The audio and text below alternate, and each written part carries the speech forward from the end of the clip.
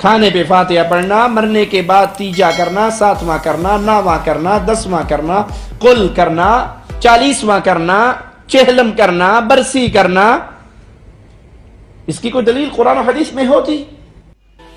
ہر سوال کا جواب ہے.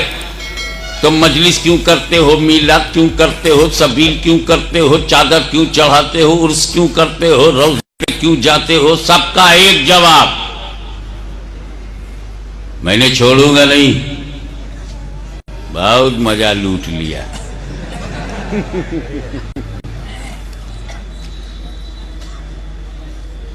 ہر چیز کی اصل اباحت ہے. Everything is jaiz in Islam except which is prohibited by Allah Almighty or His beloved Prophet. ہر چیز جائز ہے اگر اللہ اس کے رسول نے روکا نہیں ہے، منع نہیں کیا. شراب بھی جائز تھی جب تک منع نہیں تھا.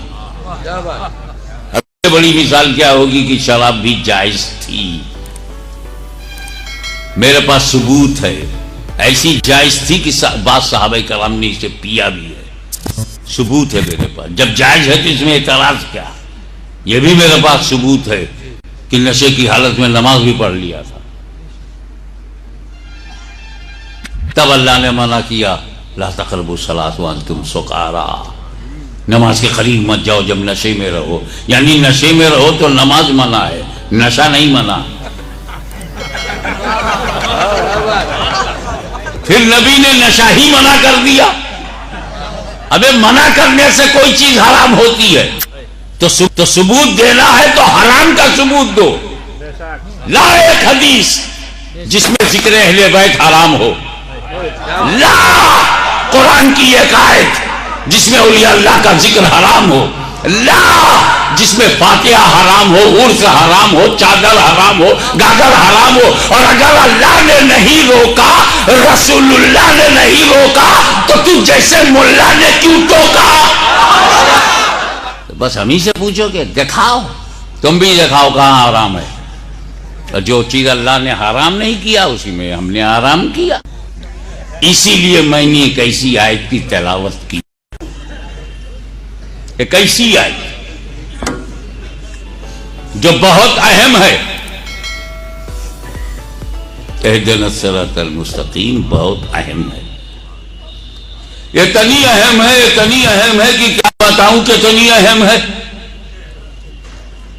بس اسی سے اندازہ لگا لو کہ کوئی بھی مسلمان کہلانے والا ایک رکعت نماز نہیں پڑھ سکتا اگر اسے نہ پڑھے. ایک رکعت بھر کے نہیں رہو گے اگر اہدنا الصراط المستقیم نہیں پڑھو گے. کیوں؟ کیونکہ یہ سورہ فاتحہ کی آیت ہے. کون سی سورہ کی؟ اور سورہ فاتحہ پڑھنا ہر رکعت میں فرض ہے. تو آپ بولے واجب ہے. دونوں صحیح ہے.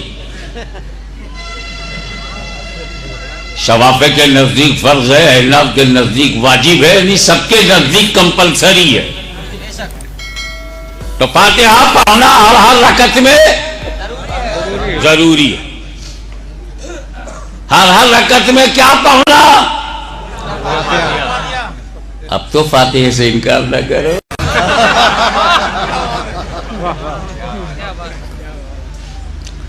ہر رکعت میں فاتحہ پڑھنا ضروری. فاتحہ کے بغیر ایک رکعت نہیں ہوگی. ایک مرتبہ میں سوچنے لگا، اے اللہ، قل هو اللہ شریف، سورہ اخلاص، قل هو اللہ احد اللہ الصمد لم یلد ولم یولد ولم یکن لہ کفوا احد. اے اللہ، اس میں تیری احدیت کا ذکر ہے، وحدانیت کا ذکر ہے، صمدیت کا ذکر ہے، لم یلد ہونے کا ذکر ہے، ولم یولد ہونے کا ذکر ہے، غیر کفو ہونے کا ذکر ہے، مثل ہونے کا ذکر ہے، لا جواب ہونے کا ذکر ہے، لیس کمثلہ ہونے کا ذکر ہے، لا شریک لہ ہونے کا ذکر ہے. یہ سورہ قل هو اللہ شریف کو کمپلسری کیوں نہیں کیا؟ یہ فاتحہ کیوں؟ اللہ علم الغیب ہے. اسے میرے معلوم ہے کہ میرے بندوں میں کچھ بندے ایسے ہیں جو پیدا ہوں تو فاتحہ، مر جائیں تو فاتحہ، تیسرے دن فاتحہ، چوتھے دن فاتحہ، 10واں میں فاتحہ، 20واں میں فاتحہ، 40ویں میں فاتحہ، برسی میں فاتحہ، اور کوئی نہ مرے تو پھر محرم میں فاتحہ، ربیع الاول میں فاتحہ، 11ویں میں فاتحہ، عاشورے میں فاتحہ، نبیین کا فاتحہ، صدیقین کا فاتحہ، شہیدوں کا فاتحہ، اولیاء اللہ کا فاتحہ، 11ویں میں فاتحہ، خواجہ کی 6ٹھی میں فاتحہ، رجب میں فاتحہ، رمضان میں فاتحہ۔ میرے بندوں میں کچھ بندے فاتحہ کے اتنے قائل، فاتحے کی طرف اتنا مائل، اور ایصال ثواب کی بارگاہ میں سراپا سائل، اور دل سے اتنے قائل کہ ہندوستان میں رہیں تو فاتحہ، پاکستان میں رہیں تو فاتحہ، افغانستان میں رہیں تو فاتحہ، عربستان میں رہیں تو فاتحہ، انگلستان میں رہیں تو فاتحہ، اور حد تو یہ ہے کہ قبرستان میں رہیں تو فاتحہ۔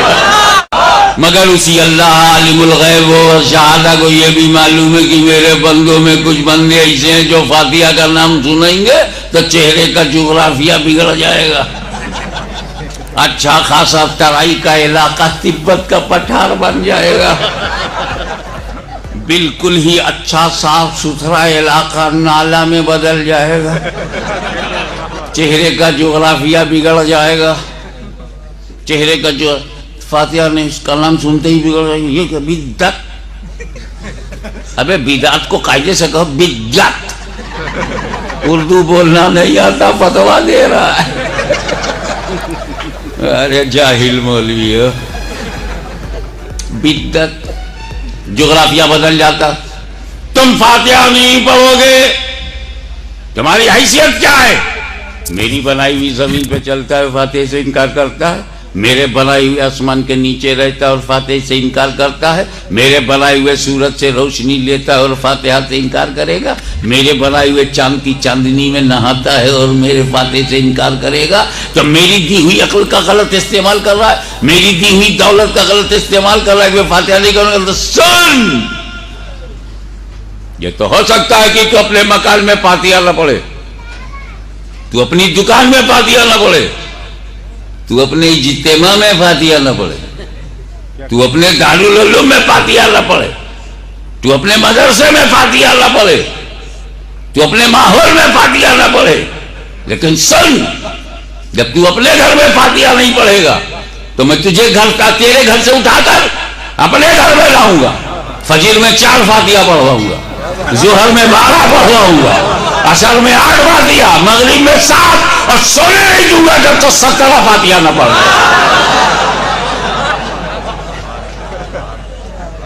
تو فاتحہ وہ بھی پڑھتے ہیں، فاتحہ ہم بھی پڑھتے ہیں، فاتحہ وہ بھی پڑھتے ہیں، فاتحہ ہم بھی پڑھتے ہیں، مگر دونوں کے پڑھنے میں فرق ہے۔ توجہ، فاتحہ وہ بھی پڑھتے ہیں فجر میں، ظہر میں، عصر میں، مغرب میں، عشاء میں، اور فاتحہ ہم بھی پڑھتے ہیں فجر میں، ظہر میں، عصر میں، مغرب میں، لیکن سنیوں کا مقدر چمکتا ہے، وہ بھی پڑھتے ہیں، ہم بھی پڑھتے ہیں، فرق یہ ہے کہ ہم فاتحہ مسرور ہو کے پڑھتے ہیں، وہ مجبور ہو کے پڑھتے ہیں۔ کیا کہنے والا، اہدنا صراط المستقیم، سورہ فاتحہ کی آیت ہے۔ اچھا یہ بتائیے، یہ جو قرآن اس نشاد گنج کے علاقے میں قرآن ہے، یہ کہاں سے شروع ہوتا ہے؟ کس سورے سے؟ سورہ فاتحہ سے۔ اور پورے لکھنؤ میں سورہ فاتحہ میں، یہی قرآن ہر جگہ ہے نا، دارالعلوم دیوبند میں بھی ہے، کہاں سے شروع ہے؟ نظرۃ العلماء میں بھی ہے، کہاں سے شروع ہے؟ دارالعلوم وارثیہ میں بھی ہے نا، کہاں سے شروع ہے؟ یہ مولوی عبدالشکور کے گھر میں بھی تو ہوگا، کہاں سے شروع ہے؟ مولوی عبدالاول، عبدالسلام، ان کے گھروں میں بھی تو ہے، میرے گھر میں جو ہے وہ کہاں سے شروع ہے؟ میں تو سب یہ بتا رہا ہوں کہ گھر گھر میں جہاں قرآن ہے سب کہاں سے شروع ہے؟ ابے قرآن فاتحہ سے شروع ہوا تو کچھ بولا نہیں، اب مسلمان فاتحہ سے شروع ہو گیا تو طبیعت خراب ہو گئی۔